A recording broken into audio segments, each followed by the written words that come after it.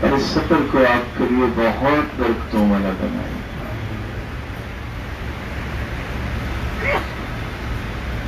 میرے بہت ہی محترم بھائیوں اور بزرگوں، اللہ عز و جلال نے ہمیں کسی مقصد کے لیے پیدا کیا ہے، اور وہ مقصد کیا ہے؟ اللہ کی عبادت میری اور آپ کی زندگی کا مقصد ہے. اور عبادت سے مراد صرف نماز، روزہ، حج، زکوٰۃ نہیں. عبادت سے مراد یہ ہے اسم جامع لكل ما يحبه الله ويرضاه من الأقوال والأعمال الظاهرة والباطنة. میرے اور آپ کے ہر قول اور ہر عمل سے صرف ایک ہی خواہش سامنے آئے کہ میں اور آپ اپنے رب کو راضی کرنا چاہتے ہیں. لیل و نہار کو اللہ کے حوالے کر دینا، اللہ کے سپرد کر دینا کہ ہر قول اور عمل سے میں اللہ کو راضی کرنے والا بن جاؤں، اس کو عبادت کہتے ہیں. آج کی اس خوبصورت اور اس عظیم جگہ پہ میں آپ کو صرف 2 پیغام سنانے کے لیے تھوڑا سا وقت لینا چاہ رہا ہوں. سب سے پہلا پیغام، فمن كان يرجو لقاء ربه فليعمل عملا صالحا. آپ نے پیکج 2 لاکھ کا لیا ہے یا 20 لاکھ کا لیا ہے، اللہ عز و جلال کی رضا اس کا پیکج کچھ الگ ہے. جس نے رب کی رضا کو اپنا پیکج بنایا ہے، اسے عمل وہ کرنا چاہیے جو خالص اس کی رضا کے لیے کیا جائے.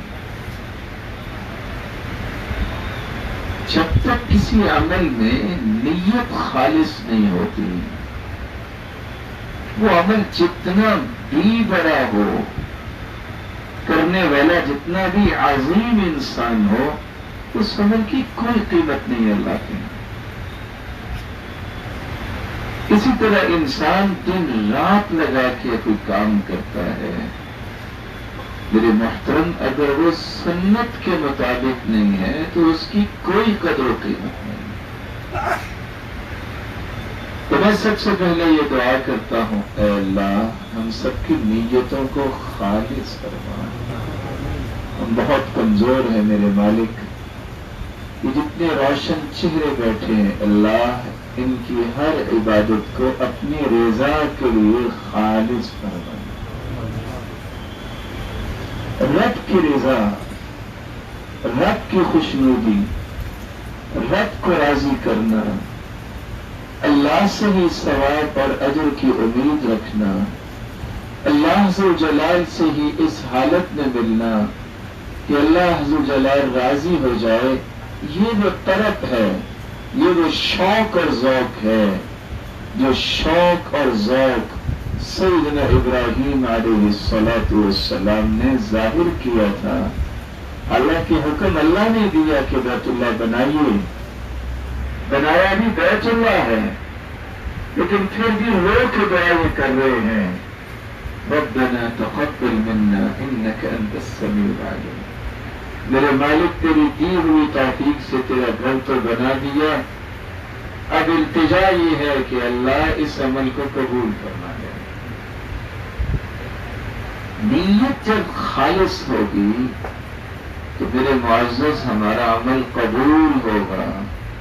اگر نیت خالص نہیں ہے، نیت میں یہ ہے کہ لوگ واہ واہ کریں، لوگ کہیں گے یہ تو حاجی صاحب بن گئے ہیں، لوگ کہیں گے کیا کمال اس کو حاصل ہو گیا ہے، اس طرح کے جذبات اور اس طرح کے قلبی رجحانات انسان کے عمل کو ضائع کر دیتے ہیں. اس لیے یہ پہلا مرحلہ ہے جس میں آپ تشریف لائے. اگر کوئی بھائی بھول گیا ہے تو میں اس کی خدمت میں گزارش کروں گا کہ وہ ابھی اپنے دل میں اللہ سے کہے یا اللہ میں کہیں بھول گیا ہوں تو معاف کر دے، تجھ سے معافیاں دینے تو آئے ہیں، اللہ اپنی رضا کے لیے اس حج کو قبول فرما دے۔ لیکن یہ بات یاد رکھنی چاہیے کہ ہر شخص یہ چاہتا تو ہے کہ میں مخلص بنوں، لیکن مخلص بننے کی علامت کیا ہے؟ مخلص ہونے کی کچھ علامتیں علماء نے بیان کی ہیں۔ سیدنا علی رضی اللہ تعالی عنہ ایک علامت یہ بیان کرتے ہیں، مخلص وہ ہوتا ہے آپ اس کی تعریف بھی کریں تب بھی وہ کام کرتا ہے، آپ اس کی مذمت بھی بیان کریں تب بھی وہ کام کرتا ہے، کیونکہ وہ کام کس کے لیے کر رہا ہے؟ اللہ کے لیے کر رہا ہے۔ ریاکار جو ہوتا ہے اس کی یہ کیفیت نہیں ہوتی، ينشط اذا مدح ويكسل اذا ذم، ریاکار اس کو کہتے ہیں آپ اس کی واہ واہ اور تعریف کرتے رہیں، اس کو اپریشیٹ کریں، وہ کام میں لگا رہے گا۔ اگر آپ اس کی اصلاح کے لیے بھی چند کلمات بول دیں گے تو کام چھوڑ کے بیٹھ جائے گا۔ لیکن مجھے امید واسق ہے کہ انشاءاللہ آپ ہر حال میں نیکی کے اعمال ضرور کریں گے۔ اخلاص کی دوسری نشانی یہ ہے استواء المدح والذم من العام، کوئی تعریف کرے کوئی مذمت بیان کرے پرواہ نہیں اس کو، کیونکہ وہ جیتا ہے تو کس کے لیے؟ اللہ کے لیے۔ اس کی نظر ہے تو کس کو راضی کرنے کی طرف؟ وہ کوئی کام کرتا ہے کوئی خرچ کرتا ہے، اس کے دل میں اٹھنے والے جذبات کا رخ کدھر رہتا ہے؟ اس کو اور کیا چاہیے جس کا رب اس سے راضی ہو جائے؟ میں مثال دینا چاہوں گا، صحابہ کرام کی حالت کیا تھی اور آج مجھے اور آپ کو حالت کیا بتانی چاہیے۔ كان إذا ذكي أحد من أصحاب النبي صلى الله عليه وسلم، صحابہ کرام میں سے کسی کی تعریف کی جاتی تو وہ کیا کرتے؟ ہم تو پھولنے لگ جاتے ہیں کہ فلاں نے میری تعریف کی ہے، لیکن وہ کیا کرتے؟ وہ دعا کیا کرتے، اللهم لا تؤاخذني بما يقولون واجعلني خيرا مما يظنون واغفر لي لما لا يعلمون۔ اے اللہ میں نے انہیں نہیں کہا کہ میری تعریف کریں، جو بھی یہ کہہ رہے ہیں یا اللہ اس پر میرا مواخذہ نہیں کرنا ہے، وَاجْعَلْنِي خَيْرًا مِمَّا يَظُنُّونَ، اللہ یہ ان کا گمان ہے نا کہ میں اتنا اچھا ہوں، میری دعا یہ ہے میرے مالک مجھے ان کے گمان سے بھی اچھا بنا دیں۔ وَاغْفِرْ لِي لِمَا لَا يَعْلَمُونَ، اے اللہ کچھ ایسے گناہ ہیں جو لوگوں کو تو نہیں پتا کہ میں کرتا ہوں، لیکن میرے مالک تو جانتا ہے، میں تجھ سے التجا کرتا ہوں میرے وہ گناہ بھی معاف کر دے میرے مالک، جس کا علم صرف تیرے پاس ہے کسی اور کو پتہ نہیں۔ تو یہ صحابہ کرام کی عادت ہوا کرتی ہے۔ لیکن اگر کوئی ان کی مذمت بیان کرتا، کوئی ان کو برا کہہ دیتا، میں چاہوں گا کہ میں صرف بات مکمل کر لوں، میں آپ کے کھانے کے درمیان حائل نہیں ہونا چاہتا، مجھے علم ہے کہ آپ پہلے بھی خاص سے تاخیر ہوگی۔ اگر کوئی شخص یہ کہہ دیتا کہ بئس الرجل انت، بہت برے آدمی ہو آپ، تو صحابہ اس پہ ناراض نہیں ہوا کرتے، بلکہ کیا کہتے؟ ما عرفنی الا انت، آگے سے مسکرا دیتے، کہتے بھائی تو نے میرا صحیح تعارف پیش کیا، لوگ تو بھولے ہی ہوئے۔ اتنے پاکیزہ دل تھے۔ ایک شخص نے کافی گالیاں دی حسین علی بن حسین کو، تو وہ اس کے گھر چلے گئے، جا کے دروازہ کھٹکھٹا کے کہتے ہیں ان كنت صادقا فغفر اللہ لی وان كنت كاذبا فغفر اللہ لك۔ بھائی اگر تو نے جو باتیں کی ہیں سچی کی ہیں تو دعا کر دو اللہ مجھے معاف کر دے، میری غلطی دور ہو جائے، اور اگر تو غصے میں آ کے غلط بات کر بیٹھا ہے تو میں دعا کرتا ہوں اللہ تجھے معاف کرے، ویسے ہمارا جھگڑا کوئی نہیں ہے۔ سیدنا حسن بصری کو ایک شخص نے گالیاں دی، وہ اپنے گھر سے ٹوکرا کھجوروں کا لے کے اس کے گھر چلے گئے۔ اس نے پوچھا یہ کیا؟ کہتے ہیں یہ آپ کے لیے تحفہ ہے۔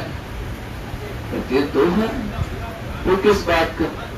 کہتے ہیں کل سے آپ نے کافی باتیں کر کے مجھے نیکیاں دی ہیں، تو میں نے کہا جو میری نیکیوں کے لیے اتنی محنت کرتا ہے میں اس کا منہ میٹھا کروا دوں۔ یہ مزاج عالی جو ہے انسان کو بنانا بہت ضروری ہے۔ اللہ میرا اور آپ کا مزاج بھی ایسا بنا۔ تو مخلص جو ہوتا ہے میرے معزز میرے مکرم، اس کو کوئی پرواہ نہیں ہوتی، کوئی تعریف کرتا ہے کوئی مذمت کرتا ہے۔ تیسری نشانی مخلص کی یہ ہے نسیان رؤیت الاعمال فی الاعمال۔ مخلص جو ہوتا ہے اپنی نیکیوں کو چھپاتا ہے، بھول جاتا ہے۔ وہ یہ نہیں کہتا میں نے پچھلے رمضان میں 7 قرآن مجید پڑھے تھے، اس سے پچھلے میں 5 پڑھے تھے، کس کے لیے پڑھے تھے؟ اللہ نے لکھوا دیا، اجر دے دیا، وہ اب سوچے آئندہ اس نے کیا کرنا ہے۔ اس طرح مخلص اپنی برائیوں کو چھپاتا ہے، اپنی نیکیوں کو بھی چھپاتا ہے۔ اور چوتھی نشانی یہ ہے اتباع ثواب العمل فی الآخرہ۔ جو بھی عمل کرتا ہے مخلص وہ کہتا ہے اس سے اجر ملے، دنیا تو مل ہی جانی ہے، میں اس کا بدلہ جنت میں لینا چاہتا ہوں۔ اللہ عز و جلال آپ کی اجر کو بھی ثابت فرمائے۔ سیدہ عائشہ رضی اللہ تعالیٰ عنہ کے پاس کوئی کھانا لینے آیا، انہوں نے کھانا دے دیا، وہ جاتے جاتے کہتا ہے جزاک اللہ خیرا، مومنوں کی ماں تجھے اللہ بہت جزائے خیر دے۔ وہ آگے سے کہتی ہے غفر اللہ لک، اللہ تجھے معاف کرے۔ صحابیہ پوچھتی ہے مومنوں کی ماں اس نے کیا کہا ہے؟ کہتی ہے میں نے جو کھانا دیا تھا کہ جنت میں لوں گی، اس نے دنیا میں اتنی بڑی دعا دے دی ہے تھینکس کہہ کے، تو میں ڈر گئی کہ کہیں قیامت کو محروم نہ کر دی جاؤں۔ اللہ سے دعا ہے اللہ ہم سب کو اخلاص سے نوازے۔ میں مزید آپ کے کھانے میں حائل نہیں ہوں گا، آپ ترتیب سے کھانا کھا لیجیے، انشاءاللہ ہم دوبارہ کوئی وقت نکال کے آپ سے ہم کلام ہونے کا شرف حاصل کریں گے۔ صرف ایک دعا ضرور دل میں کیجیے، یا اللہ سب کو مخلص بنا دے، سب کی نیتوں کو خالص فرما، مولا یہ صرف تیری غرض سے آئے ہیں، اللہ ان کے ہاتھوں کو ان کی جھولیوں کو خالی واپس نہ لوٹانا۔ الہ العالمین جو بھی آ گیا ہے اس کو اپنا بنا دے، تقرب نصیب فرما، اور جب یہ واپس جائیں تو بالکل گناہوں سے جس طرح یہ پاک صاف ہو کے جائیں گے، اللہ ان کی مرادوں کو بھی پورا فرمانا اور ان کو ایمان اور صحت اور خوشی والی لمبی زندگی عطا فرمانا۔ وآخر دعوانا